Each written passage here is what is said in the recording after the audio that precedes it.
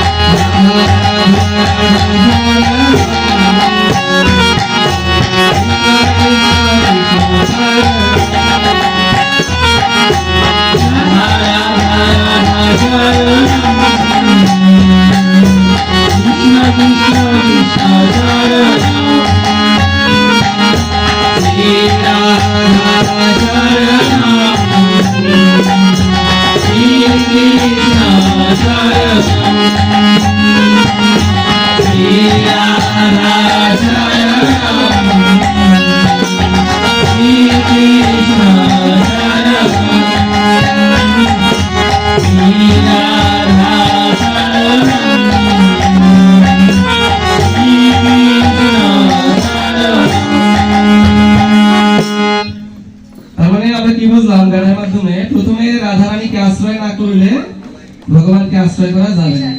তাই আমরা প্রথমেই সকলেই যখনই আমরা আরাধনা উপাসনায় মগ্ন থাকবো, প্রথমে আমরা শ্রী রাধারানীকে স্মরণ করব, তারপর হচ্ছে ভগবান শ্রীকৃষ্ণের স্মরণে আমরা যাব। শ্রী ভগবান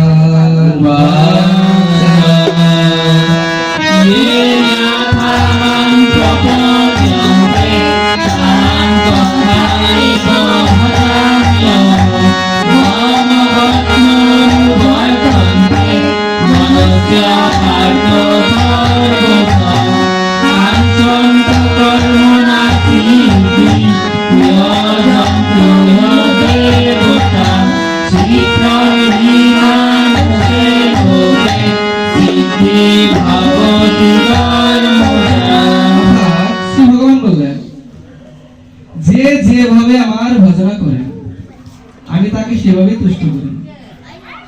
মনুষ্যগণ নিঃসাধনার ফলে সর্বদা আমার শরণাগত হয় বা আমার পথে অনুসরণ করেন। মনুষ্যগণ যে পথে অনুসরণ করুক না কেন সকল পথে আমাকেই পৌঁছাতে পারে। তার মানে আমরা ভগবানকে পাওয়ার জন্য আমরা কিন্তু সরাসরি ভগবানের উপাসনা আরাধনা খুবই কম সংখ্যক লোকজন করে থাকি। আমরা ভগবানের পূজা করার আগে ভগবানের পূজা আমরা খুবই কম করি। আমরা কি করি? বিভিন্ন দেব দেবীর আরাধনা উপাসনা করি। তাই বলে কি ভগবানকে পাবো না? অবশ্যই পাবো। বিভিন্ন দেব দেবী হচ্ছে ভগবানের সাকার রূপ। ভগবান হচ্ছে পরম ব্রহ্ম, তিনি নিরাকার, তার কোনো সাকার রূপ নেই। তাকে আরাধনা করতে গেলে তার কোনো সাকার দর্শন পাওয়া যায় না। তাই আমরা কি করি? বিভিন্ন দেব দেবীর আরাধনা উপাসনা করি, যার মাধ্যমে আমরা ভগবানকে পেয়ে থাকি। তাই ভগবান বলছে মনুষ্য লোকে সকাম কর্মের ফল অতি শীঘ্রই লাভ করা যায়।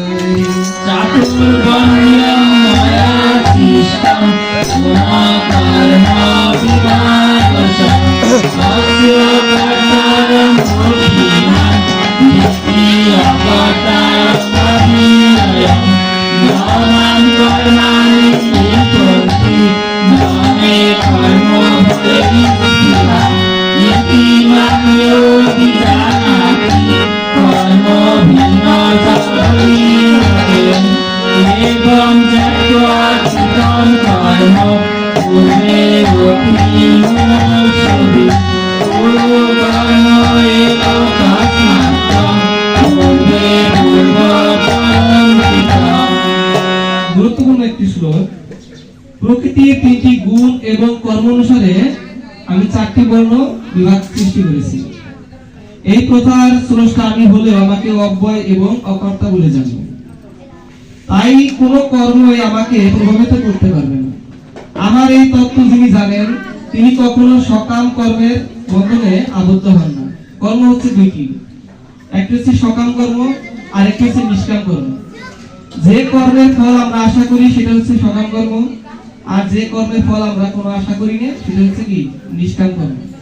এই যে আপনারা আসছেন এখানে গীতা পাঠ শ্রবণ করার জন্য, আপনারা কিন্তু কোনো কিছু লোভে আসেননি।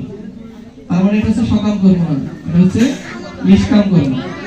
আর যদি কোনো কিছু লোভে আসতেন যে ওইখানে গেলে পরে আমাকে কিছু দেবে, আমাকে কিছু দক্ষিণা পাবো, আর কিছু কি দান পাবো, এই উদ্দেশ্য নিয়ে যদি আসতেন তাহলে হয়ে যেত কি সকাম কর্ম। তাই ভগবান বলেছেন এরূপ জেনে প্রাচীনকালে মুক্তিকামী মহাত্মা গণ নিষ্কাম কর্ম করেছিলেন। অতএব তুমিও সেই পূর্ব সুরীদের আচরিত কর্ম অনুসারে তোমার কর্তব্য কর্ম সম্পাদন করো। কি কর্ম কি অকর্ম নীতি অপায়মপি অকর্মহিতা তত্তে কর্ম প্রবক্ষ্যামি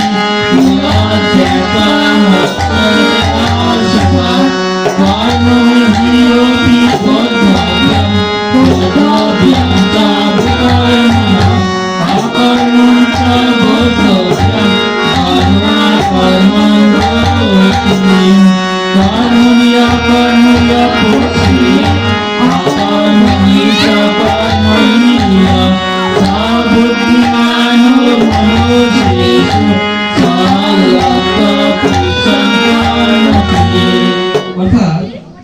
কর্মই কি আবার অকর্মই বা কি, তা পণ্ডিতগণ বুঝতে পারে। তাই আমি তোমাকে সেই বিষয়ে জানাচ্ছি, মানে ভগবান বলছেন যিনি পণ্ডিত ব্যক্তি তিনিও জানেন না কোনটি কর্ম আর কোনটি অকর্ম, কোনটি করা যাবে আর কোনটি করা যাবে না। তাই আমি তোমাকে বলছি, শুনো, যা জানলে তুমি সমস্ত অশুভ অবস্থা থেকে মুক্ত হবে। কর্ম, বিকর্ম এবং অকর্ম তিন প্রকার সম্বন্ধে যথাযথ ভাবে জানা প্রয়োজন, কারণ কর্মের নিগুড় তত্ত্ব হৃদয়ঙ্গম করা অত্যন্ত কঠিন। যিনি অকর্ম এবং অকর্ম দর্শনে কর্ম দর্শন করেন, অর্থাৎ কর্ম করার সময় নির্লিপ্ত থাকেন। নির্লিপ্ত মানে কি, কোনো কর্ম করেও তিনি কর্ম করেননি এরূপ চিন্তা ভাবনা যার মধ্যে আছে, তিনি মানুষের মধ্যে যোগী বা বুদ্ধিমান। यस्य सर्वे समारम्भा तान् सङ्कल्पपूर्विता येन योगिरस्कर्माणं तमाहुर्नितं पुरुषः त्यक्त्वा कर्मफलासङ्गं नित्यचित्तनिराश्रयो कर्मनियोगी योगितोऽपि